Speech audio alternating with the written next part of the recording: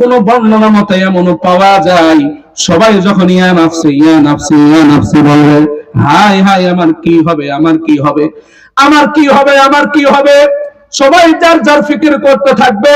ঠিক ইয়া নাফসির মাঝে এমন একটা ব্যতিক্রম শব্দ ভেসে আসবে, যেটা ইয়া নাফসির সাথে কোন নবীর সাথে মিল থাকবে না। চিন্তা করে দেখবে কি এমন শব্দ, সবাই ওইদিকে তাকাবে।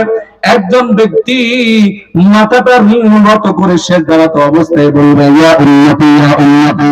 সমস্ত নবীরা, সমস্ত নবীর উম্মত সেই দিকে তাকিয়ে থাকবে। দেখবে কে বলে ইয়া উম্মতি, কে কে কে হাসরের ময়দানে দেখা যায়। ও মুসলমান, সবাই আল্লাহর নবীর দিকে তাকিয়ে দেখবে। আল্লাহর নবী এক পর্যায়ে যখন মাথাটা উঠাবে, সবাই তাকিয়ে দেখবে সে কেউ নয়, তিনি হলেন ইমামুল আম্বিয়া। আল্লাহু আকবার বলেন।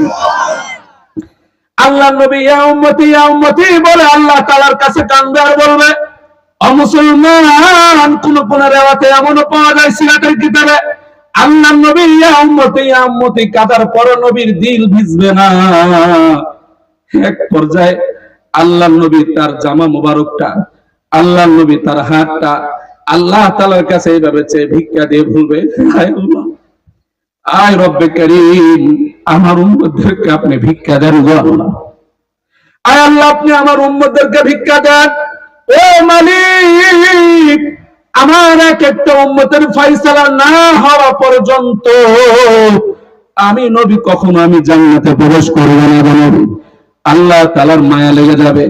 নবীকে বলবে, ও পয়গম্বর, আপনার জন্যই তো দুনিয়া সাজাইলাম, আপনার জন্যই তো আসমান সাজাইলাম, আপনার জন্যই তো জমিনটারে সাজাইলাম, আপনার জন্যই তো সারা পৃথিবী কুল কায়নাতকে সাজাইলাম।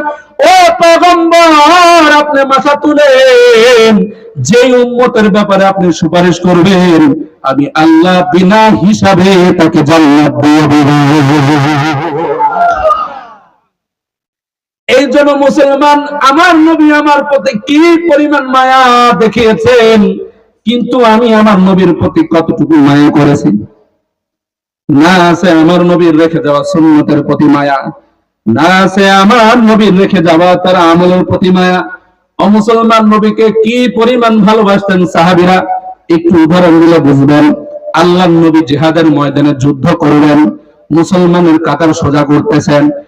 এক পর্যায়ে কিছু কিছু মুসলিমদেরকে আল্লাহর নবী বাছাই করতেছেন, যারা সবল, যারা বয়সে বড়, বালেগ, তাদেরকে যুদ্ধের ময়দানে নেওয়া হবে। যারা অসুস্থ, যাদের ঘরে বাবা মা অসুস্থ আছে, তাদেরকেও নেওয়া হবে না। না বালেগ কোন সন্তানকে জিহাদের ময়দানে নেওয়া হবে না। ঠিকই ওই কাতারের মাঝখানে একজন বালক নাবালেগ, 12